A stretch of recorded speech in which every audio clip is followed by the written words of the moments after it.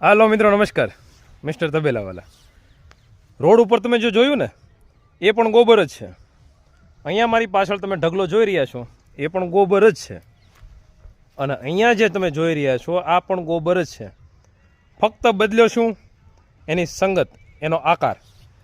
જે રસ્તા પર રોડ પર તમને દેખાય છે ને એ ગોબરનું ગોબર જ રહેવાનું, કારણ કે લોકોના પગમાં કચરાય છે, માથેથી ગાડીઓ ચાલે છે, એનો કોઈ ઉપયોગ નથી.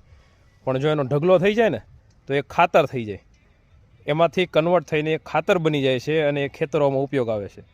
પણ જો આમાં થોડીક મહેનત વધી જાય અને મહેનતની સાથે સાથે એક આકાર મળી જાય તો એ હવનમાં વપરાતું છાણું બની જાય છે. અને મિત્રો, જે જગ્યા તમારી છે એ જગ્યા પરથી તમે વિચાર કરો કે તમે કયા આકારમાં છો, કઈ જગ્યા પર છો અને કેવા માહોલમાં છો.